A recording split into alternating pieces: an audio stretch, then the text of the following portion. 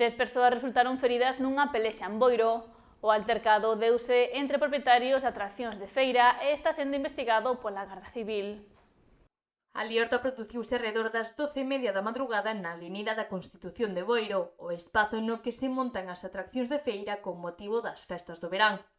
No altercado participaron entre 10 e 15 persoas, todas elas vinculadas á actividade das atraccións feirais.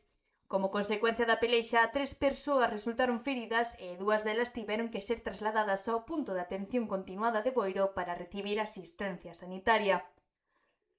Segundo amasan os vídeos gravados por testemunhas, durante a liorta producíronse agresións con puñadas e incluso algúns dos implicados empregaron barras metálicas extraídas das estruturas das atraccións, mentres outras persoas intentaban separalos. A Garda Civil fíxose cargo da investigación para esclarecer as causas da pelexa e identificar a responsabilidade dos implicados. Polo momento non constan persoas detidas nin tampouco se presentaron denuncias relacionadas co sucedido.